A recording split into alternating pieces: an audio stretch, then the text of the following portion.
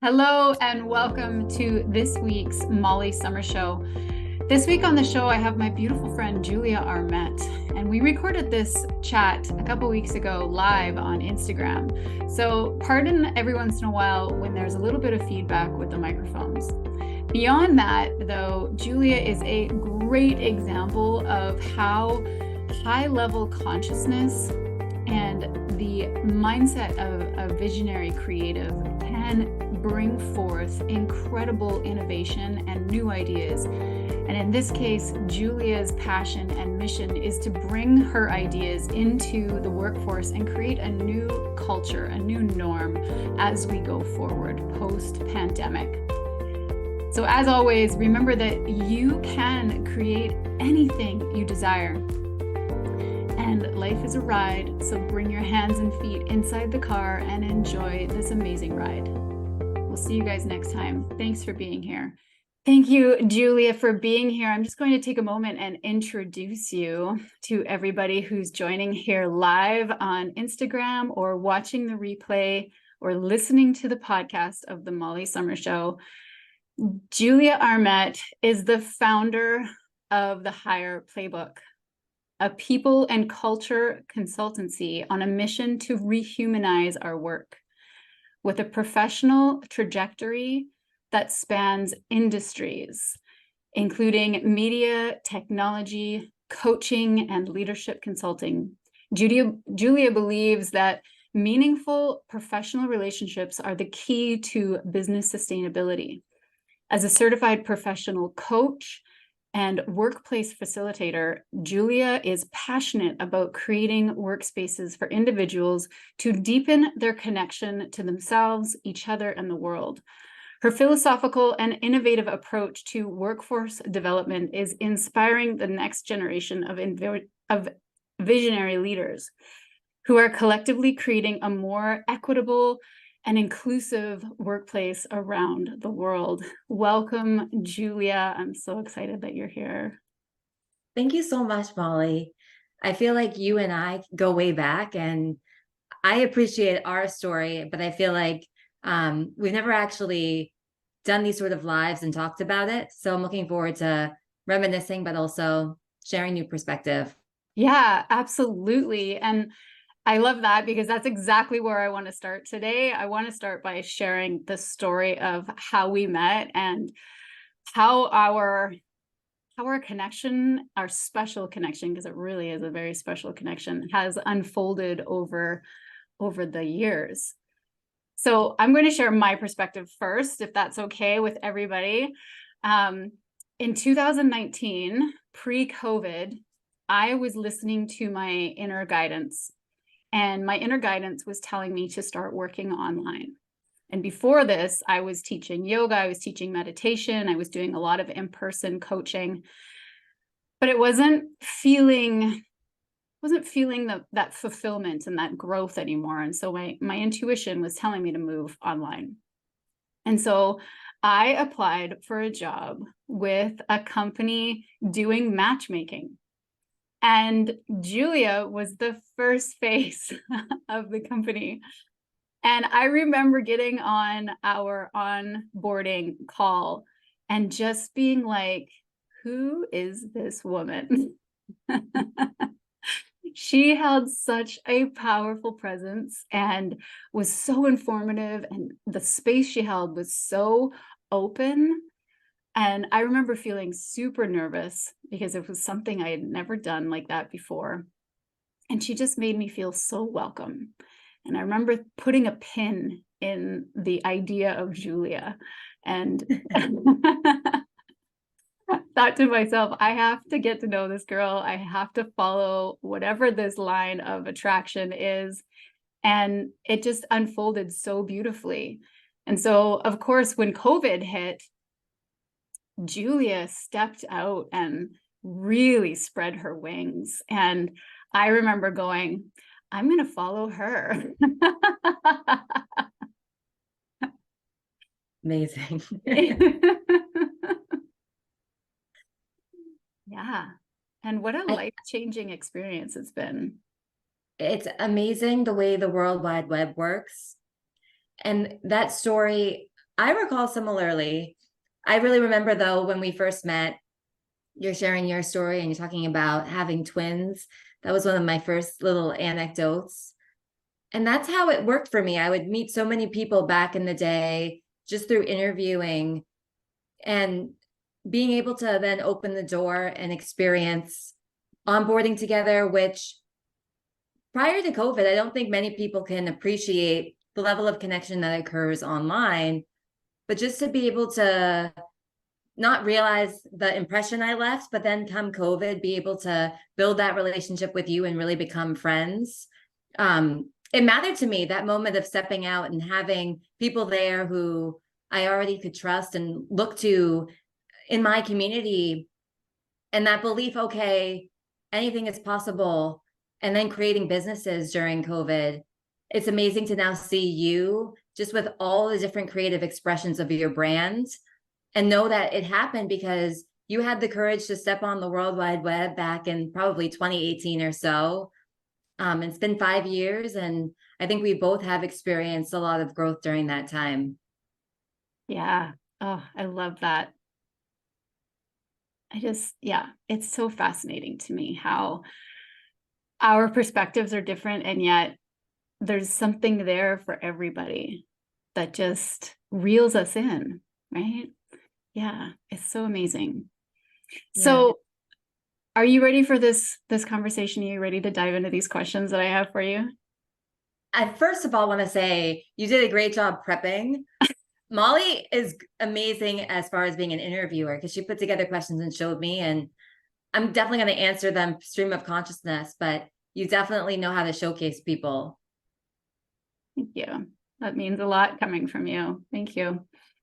So I'm excited to hear what you have to say. I'm excited for your stream of consciousness. Julia is, when you are in the flow, it's a show, man. I love it. It's so good. So here we go. All right. So what does interconnectivity mean to you? So when I saw that question, I realized that I was going to have to find an angle to approach the way I want to explain this. I think it would be great to talk about the World Wide Web from the vantage point of interconnectivity.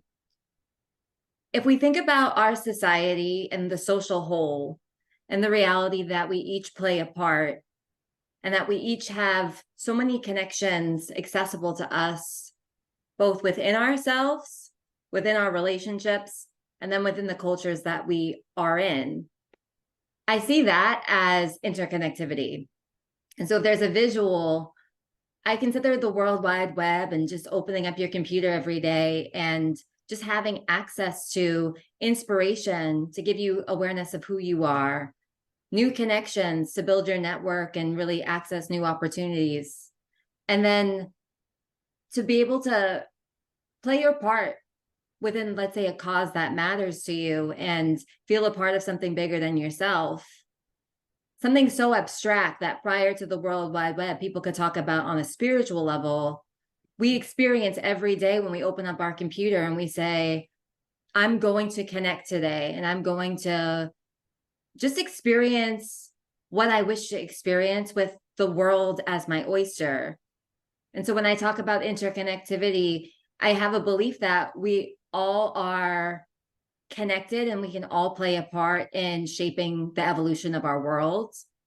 And it pertains to the workplace in many instances, but it's much more sociological in that every day I believe that each one of us is able to experience that individual, relational, and cultural connectedness. Absolutely. And I love that you're connecting it to the World Wide Web, because I think so many of us are seeking connection outside of our family units, outside of our communities, and the web gives us so much more access when we are willing to take those steps to create community and connection. I literally just got back from a trip from Europe where I met up with somebody who lives in Africa, who I met on the web. And we had the most amazing connection. And so we decided to spend time together, traveling together. And without the web, that would have never happened. Totally. Yeah. And just the idea of web allows you to connect for the sake of connection versus thinking about like, okay, connecting to get from a point A to point B, just to be able to experience connection and over the years realize that when you simply connect for the sake of connecting, over time, everybody has that vantage point of knowing who each other are and the parts that we each play. And so in a split second, we can mobilize resources to create. And I feel like you and I experienced that together when we went through the mastery program. And I think that you've created so many different little containers where just in a split second new idea, you can just call on people who know who you are and resonate with what you believe in because you've made your presence known on the web. So I love how we can talk to the personal experiences to make it a little less abstract because it's life-changing, the connections that are accessible. Absolutely. Absolutely. And I love the high level viewpoint you're opening up to and sharing here, because when we have expectations of what connection is going to be or a judgment of what it should be, it limits our experience. And what you're talking about here is non-attachment. It's letting things unfold the way it's going to unfold so that you can experience whatever is in that connection for you. And that is when it really, like, it's giving me goosebumps just thinking about it, because it really is, for lack of a better word, magical how when you can move into a connection without expectation, without attachment, and just be the gift of the connection. It's just, yeah. Sorry to interrupt. I'm That's having okay. a little feedback. But I was just gonna say, it starts with the curiosity and the excitement of, I said before, like opening up your computer and being like, oh, who am I going to meet today? What am I going to see today? And when it's not even about how do I get from a point A to point B, but more about, okay, how do I actually find my connection? I feel like it starts there. And then when you do experience community or a sense of resonance with another person, I feel like that leads to just the recognition, like, okay, I'm in the right space, I'm in the right lane. But yeah, I wanted to bring up the curiosity and excitement piece. Yeah, I think it's very important. Absolutely. So with that in mind, how did you come to be where you are with your passion about rehumanizing and bringing this interconnectivity into the workplace? It's definitely put into perspective with COVID. I've always had a passion for people and mobilizing people, creating movements. But when COVID hit and so many people were furloughed, laid off, and just looking to figure out, okay, how to rebuild. At that moment in time, I realized that we needed to rehumanize how we work. I had been through a lot of loss. I went through a major transition. And I knew that if we didn't go deeper within ourselves and actually restore the trust and restore the relationships that are so central to how we do business, it would be impossible to sustain in the post-COVID world.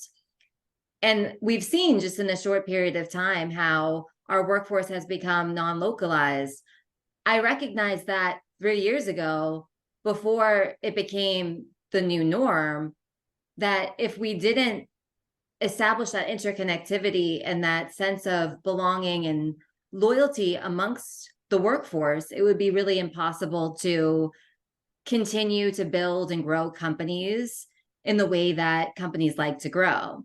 So I believe that rehumanizing work and the mission itself was born through COVID, though the passion for people has definitely been probably there from childhood. I've always had an interest in people and understanding just the uniqueness of who people are. Love that. And I love how you're seeing COVID as this, catapult or stepping stone to bring this new culture and this new way of doing business to fruition. It really brings the gift out of what COVID was, which was this opportunity for that expansion. Totally. I think that we can look at disruption and we can think about the negative of disruption, how the changes that happened.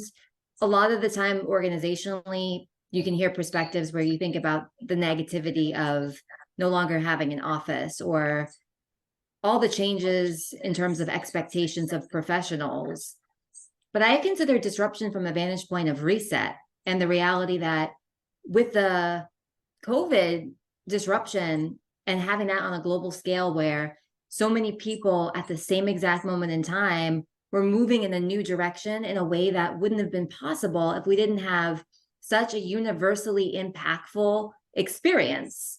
And so with the disruption of the pandemic, when I refer to it, I'm thinking about the possibilities that emerge. And I'm recognizing that not only do we get to figure out new ways of doing business, but we're actually creating a new belief system and laying the foundation of a social fabric that will be so central to how we mobilize resources to achieve not just bottom line results, but humanitarian results in a new age of work. So I love talking futuristic and bringing that perspective in when we are considering the moment of COVID and how that accelerated the future of work. Oh, yes. I love listening to your high level consciousness and perspective, because it's just so visionary, so inspiring, and I mean, so needed. What a refreshing perspective to be injected into our workspace culture. Thank you for saying that. I'm just coming from, I feel like the way that I naturally see. It's funny because futuristic is a strength and strengths finders. Though I think in the now, especially as we look at AI, and AI is based on the past. AI is based on just the information and how it's synthesized through very advanced technology. But our human capabilities to see, sense, perceive, and even access information in the future, that is something that I believe we as humans really do need to cultivate in the now, because it's going to be central to how we can continue to evolve and shape any industry, and do so in such a way where we can continue to be creative, be innovative, and not lose touch with what we as humans have and machines don't, which is, I think, that ability to invent and innovate what has yet to be seen. So I feel like it's a part of being a creative, just to tap into futuristic insight and then figure out, okay, what does that insight mean for the now? And so pulling some of that into the now is what I like to do when I'm designing workplace experiences and thinking about not just the now of what does a workforce need today, but what does the workforce need as we keep moving and we keep evolving in the next 10 years. Yeah, absolutely. It's brilliant to take that it's creative flow, right? Whether you're putting it on a canvas or, in your case, using it to envision the future of business, it's the same energy, it's the same creation. And I love that you're using your gifts, because this really is a gift, to impact the world in this way. Yeah. Thank you. I realized too, because I want to highlight this when it comes to the gig economy and professionals like yourself who, it's like back in the day, decided, oh, I want to work remote or I want to work from home. When people are, let's say, naturally futuristic or naturally a little divergent from, let's say, the norm, I feel like that's always a clue to what's to come. So we can look at the gig economy 10 years ago, and we have all the answers 10 years ago to what was to come. And yet the acceleration as a result of COVID, where it is the norm to have hybrid, remote, flex, the questions that I could have been asking myself 10 years ago, people are asking now. And then the questions that I'm asking myself now, people potentially could be asking themselves 10 years from now. So it is really just a matter of, I think, the natural tendency to think a little bit differently and then move in the direction that feels, I think, intuitively aligned. I love that. Yes, 100%.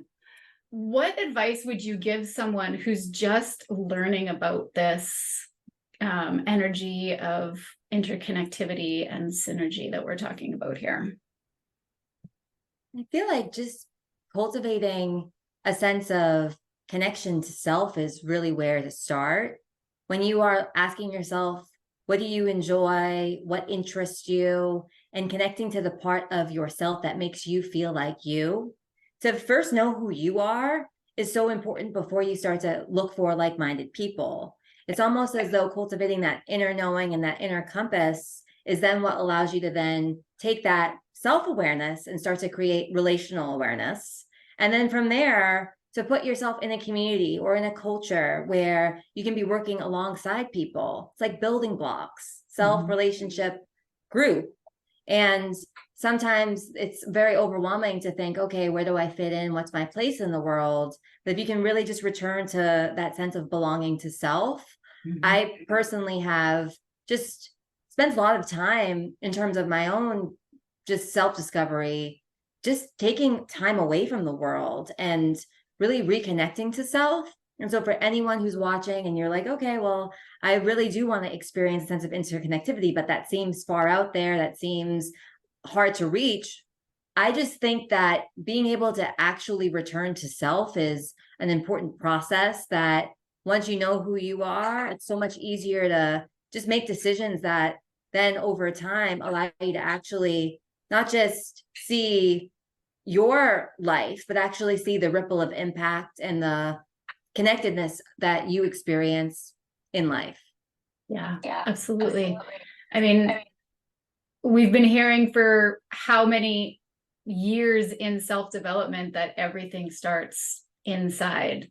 And it isn't until we stop looking outside of ourselves to look internally that we begin to make those changes. And what comes through for me when you say that is not only looking internally to who you are, but letting go of the idea of if you find something that you don't like, it means there's something wrong. It's, like we were talking about earlier about the contrast in our experiences. This contrast is just showing us what we don't like anymore. It teaches us more about what we're wanting more of, right? And in manifestation, embracing the contrast is key to creating a life. So I love that you're talking the same language, my friend. Yeah. That contrast and that ability to even appreciate who you are through knowing the difference. I think that's the part that you can't always fully grasp when you're, let's say, in the shadow. But if you can take a step back and know that, okay, even life's challenges, everything is really there to cultivate something else within you. I think for me, just putting into perspective COVID and how challenging that was, and then to also realize it gave me my mission, it is a mission that matters to me because I'm so deeply connected to it. So the depth of our connection has everything to do with how honest and real we are with ourselves, to acknowledge the parts of ourselves or even the emotions within ourselves that aren't the lightest. Sometimes they're the densest. Yeah, absolutely. Which brings me to my next question. Love it, how this is naturally flowing. So what would you say are the biggest blocks that you see in your field stopping organizational culture from creating more connection within them?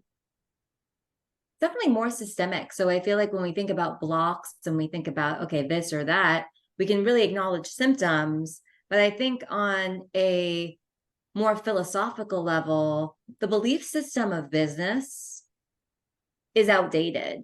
And the business of today is needing to evolve if we're looking to actually align with the workforce of today. So if we think about the beliefs like, let's say, leave your emotions at the door, or put your head down and get work done, work hard, those beliefs aren't compatible with the lifestyle and with the expectations of today's professionals. And so now that companies are listening to professionals, evolving and potentially putting out messages that reflect the ideology and beliefs of our workforce, unless we actually dig in and do the work to change behavior inside organizations, we can't measure up to that messages.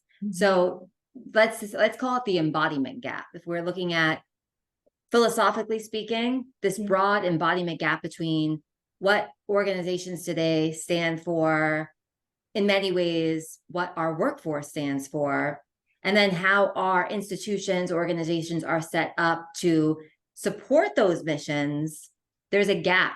And so in order to actually overcome that gap, work needs to be done in terms of mindset. Work needs to be done in terms of environmental constructs. Work needs to be done in the cultivation of purpose.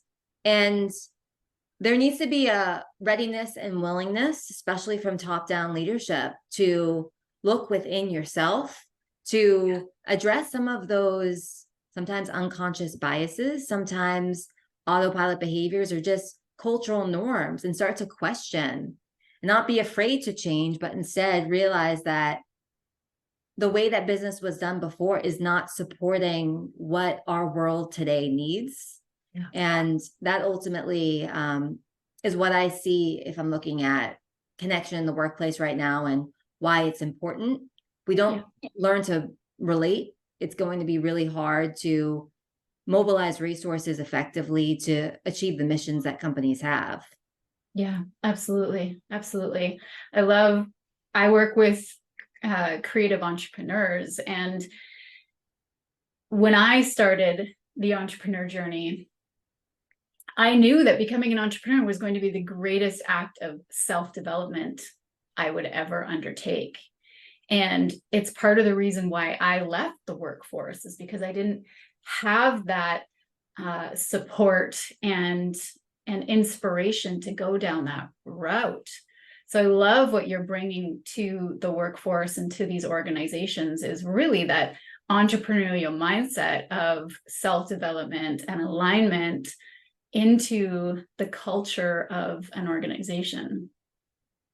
A lot of it is, it's interesting because it's empowering individuality and autonomy, and simultaneously showcasing community and creating that experience of community, because I think that individuality can exist within community. And if we are to cultivate those two things, a sense of deep connectedness to who you are and your gifts and what you stand for, and a sense of belonging, a sense of place, a sense of purpose, what we're doing is priming people to work together towards something that matters. And so it's really similar to what we were talking about before, where sometimes when you go online and you connect, you don't necessarily know why you're connecting.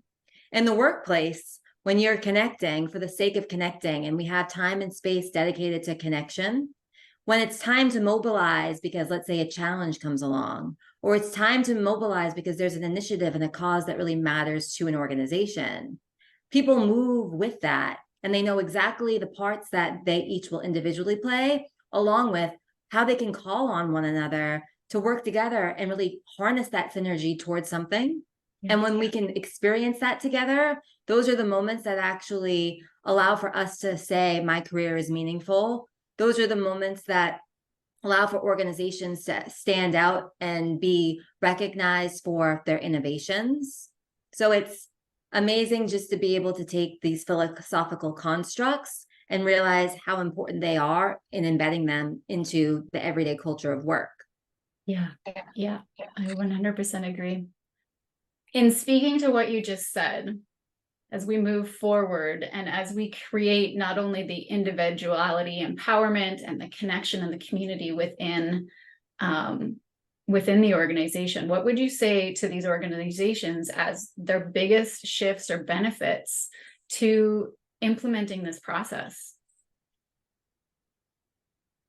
I do believe that being able to be proud of where you work and feel a sense of connection to where you work speaks to people who are, regardless of title, just genuinely looking to experience meaning and impact in their lives. So organizations that are recognizing from the top down, wow, for us to have sustainability and for us to have motivated and inspired people, something needs to be different. When you put the time and energy into building relationships, it can be really transformative in terms of morale and also in terms of power. It really is about, when I say workforce, power. People are powerful resources and can drive forward so much impact together. And it's really amazing and inspiring when we see what's possible versus get attached to one outcome. So it's an open playing field of possibility, and that shift toward just that future where people feel that what they do professionally is making a difference in them. It matters to them.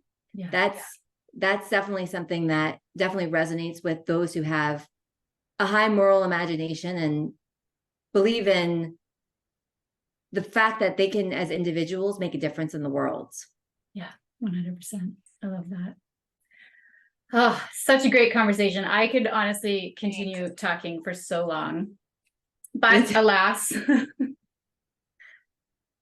alas, we cannot. So I'm going to finish up with just some fun little questions here. Awesome. Okay. So what makes you the most joyful in your life? I love dogs. I really love dogs. I also love music. So I feel like myself when I'm connected to animals and just being in the flow of music. Yeah. What has been the best piece of business advice you've ever been given? That's a hard one because I don't necessarily know if it's business advice, but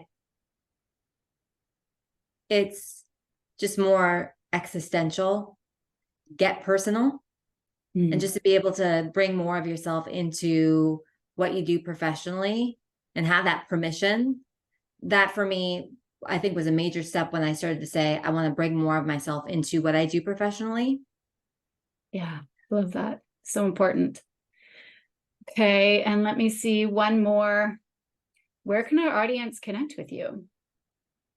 You can go to higherplaybook.com. So www.higher, like the sky, playbook.com. You can also find me on LinkedIn at Julia Armet, Armet.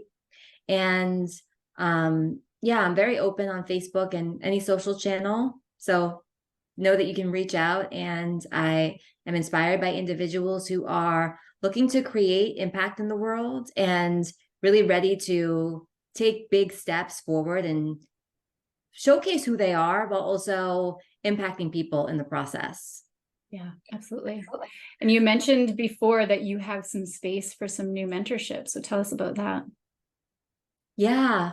So I work with entrepreneurs and organizations. And when I work with entrepreneurs, I particularly work with workplace facilitators who create programming for workplace experiences. So if you are a workplace facilitator, a leadership coach, and you desire to create a program or drive an initiative within a workplace, you can see me as a mentor, and we would work together to design and develop programming, and at the same time do the inner work and leadership development for you so that you can hold the vision, hold the space, and drive forward these programs successfully.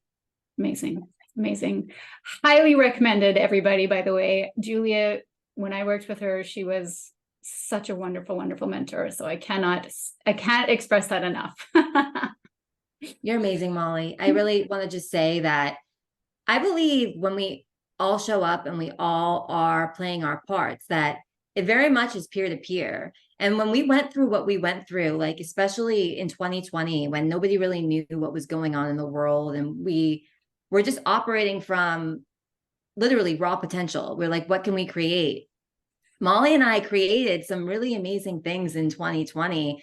One time we did this brand showcase where I think in the course of 2 hours, we raised a few $1,000s and we donated half of the money to the Born This Way Foundation. Yeah. We did it again a few months later for a different charity, but it's important to just be able to see each other peer to peer and realize that even in a service partnership, it is a matter of both people playing that creator role and driving together and supporting each other in the process. And so that's what I think appreciate about our relationship. We've always had that sort of respect and appreciation for each other.